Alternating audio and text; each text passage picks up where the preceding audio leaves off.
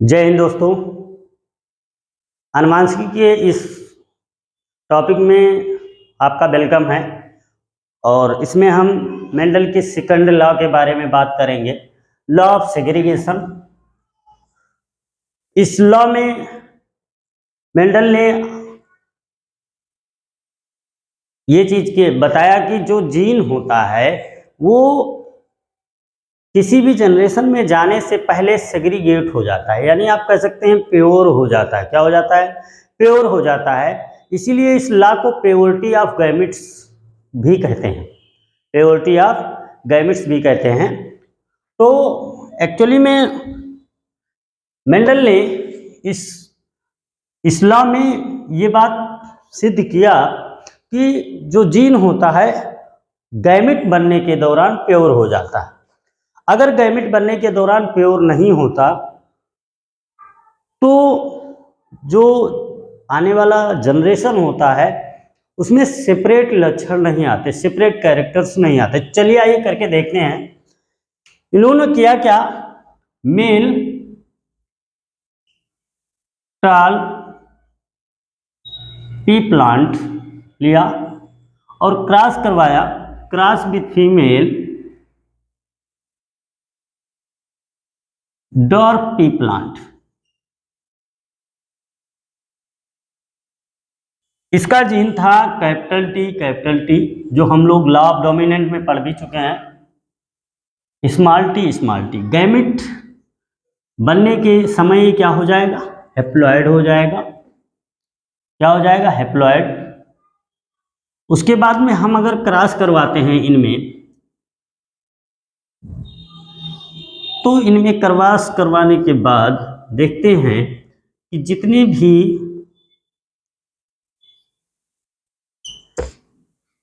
Gametes उत्पन्न हो रहे हैं वो सभी के जीन जो है कैपिटल टी और स्मॉल टी हैं। क्या है? कैपिटल टी और स्मॉल टी। और हम जानते हैं कि कैपिटल टी जो होता है वो स्मॉल टी पर डोमिनेंस होता है और स्मॉल टी क्या होता है? रिसेसिव होता है। यानी जो इसका F1 जनरेशन आया, F1 जनरेशन में सभी पौधे, कैरेक्टर तो दोनों के हैं, डॉर्फ के भी कैरेक्टर हैं और टॉल के भी कैरेक्टर हैं। यानी लंबे पौधे का भी कैरेक्टर और बावने पौधे का भी कैरेक्टर है। इसीलिए इसे हम क्या कहेंगे? हाइब्रिड कहेंगे। क्या कहेंगे? हाइब्रिड। बट ये है कैसा? टॉल दिखाई दे रहा है, toll pea plant, hybrid tall pea plant. थोड़ा सा ध्यान दीजिएगा यहाँ, हाइब्रिड टॉल पी प्लांट यानी F1 जनरेशन में जितने पौधे आए सभी कैसे हैं? हाइब्रिड है, लेकिन सभी पौधे टॉल हैं, यानी लंबे पौधे हैं। अब यहाँ ये चीज तो कंफर्म नहीं किया जा सकता ना कि भाई हम जीनोटाइप तो देख नहीं रहे हैं, हम फिनोटाइपिकली देख रहे हैं कि जितने पौधे आए सब लंबे डील वाले आए, लंबे हाइट वाले आए। तो ये जीन इसमें है या नहीं है, है ना? और हमें कह रहा है law of purity of gametes. क्यों? चलिए बात करते हैं हम लोग आगे। इसमें इन्होंने क्या करवाया? सेल्फ क्रॉस करवाया। क्या करवाया? Self cross. सेल्फ क्रॉस में क्या लिया? मेल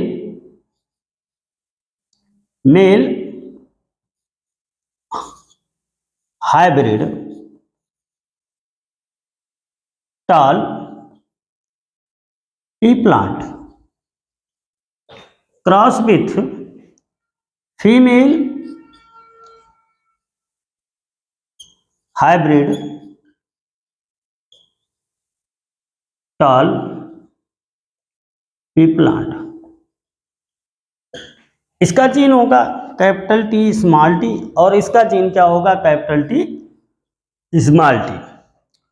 तो अगर हम गैमेट बनाएंगे तो कैपिटल टी अलग गैमेट्स बनेगा, स्मॉल टी अलग गैमेट्स बनेगा। इस साइड में भी देखें तो कैपिटल टी अलग गैमेट्स बनेगा और स्मॉल टी अलग गैमेट्स बनेगा। चलिए आगे हम लोग करके देखते हैं।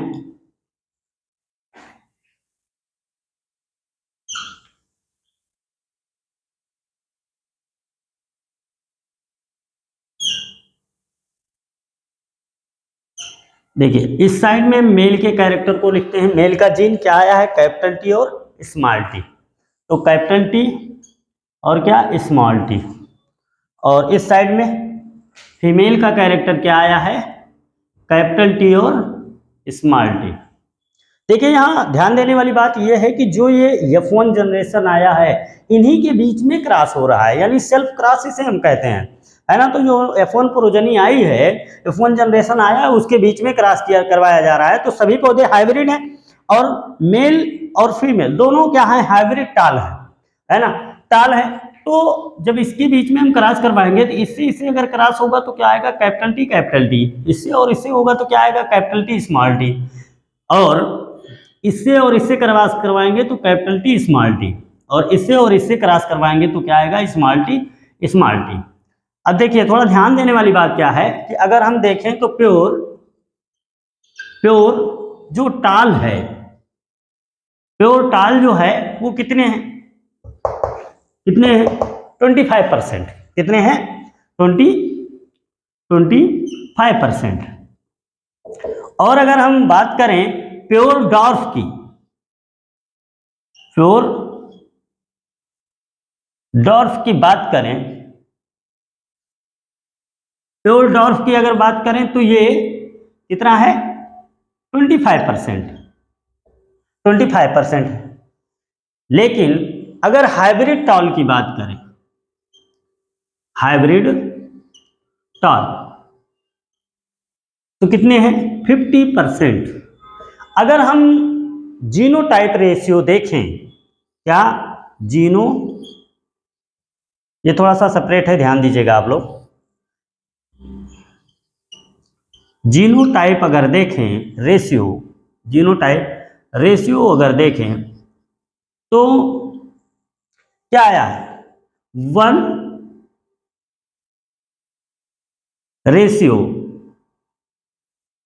सॉरी ध्यान दीजिएगा, पहले हम लोग हाइब्रिड को लिख लेंगे तो 1:2:1 ये आएगा। यानी पहले हम इसके लिखेंगे फिर इसको लिख लेंगे, हाइब्रिड सीधा इससे लिखेंगे, इसे लिखेंगे और फिर इसे लिखेंगे। तो क्या आएगा, रेशियो जो है प्योर डॉर्फ 25%। तो क्या आएगा, 1:2:1। यानी अगर हम फिनोटाइप भी देख लें, अगर क्या देख लें, फिनोटाइप रेशियो या फिनोटाइप देखें तो फिनोटाइप भी देखेंगे तो कितने, 1, भाई बड़े पौधे हमें बाहर से भी ऐसे दिखाई देंगे, 1, 2, 3 यानी 3। तो कितना रेशियो आएगा, 3:रेशियो अगर देखें तो 3:1 कितना आएगा, 1। यानी एक पौधा क्या आएगा, बावना पौधा आएगा, डॉर्फ पौधा आएगा।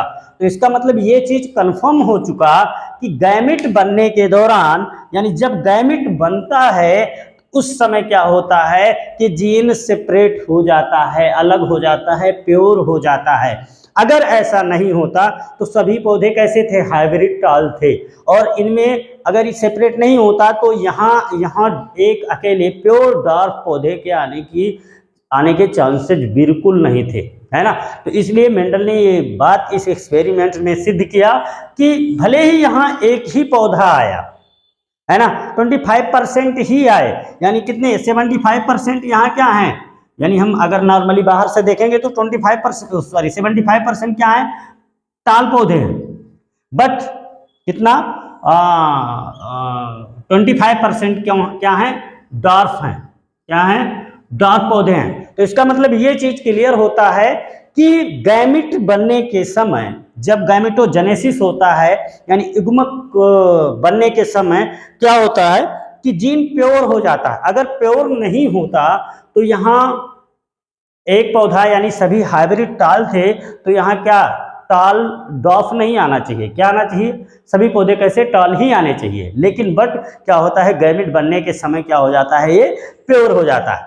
आई होप ये समझ पाए होंगे आप लोग। एक बार फिर मैं आपको रिवाइज करवाता हूँ। इन्होंने लिया क्या, मेल टाल पी प्लांट्स लिया और फीमेल डॉर्फ पी प्लांट लिया, दोनों के बीच में जब क्रॉस करवाया तो पहले जनरेशन में F1 पीढ़ी में क्या हुआ कि सभी पौधे हाइब्रिड थे और लेकिन कैसे थे, टाल थे, कैसे थे, टॉल थे, बट इनके बीच में जब सेल्फ क्रॉस करवाया तो क्या हुआ कि जो जीन उत्पन्न हुआ वो जीन इस तरह से उत्पन्न हुआ कि सभी पौधे जो है यहाँ ना टॉल आए और ना ड्रॉप आए। क्या हुआ, हाइब्रिड इन्होंने मेल लिया और हाइब्रिड फीमेल लिया। ये हाइब्रिड सभी पौधे हाइब्रिड ही थे, तो मेल के कैरेक्टर लिए और फीमेल के कैरेक्टर। तो इसमें इन्होंने जब गैमेट बनाया तो गैमेट के बनाने के बाद जब सेल्फ क्रॉस करवाया तो हुआ क्या कि अगर फिनोटाइपिकली हम भी देखते हैं यानी बाहर से भी देखते हैं तो क्या होता है कि हमें 75% पौधे कैसे टॉल हाइट वाले नजर आते हैं और उसके बाद 25% पौधा कैसा आता है, डार्क पौधा आता है यानी डार्क प्लांट नजर आता है। तो इससे ये बात 100% क्लियर होता है कि गैमेट्स बनने के दौरान क्या होता है कि जीन प्योर हो जाता है। इसीलिए इस लॉ को मेंडल के प्योरिटी ऑफ गैमेट्स का भी नाम दिया गया। आई होप आप लोग समझ पाए होंगे। नेक्स्ट हम लोग बात करने वाले हैं मेंडल के थर्ड लॉ के बारे में।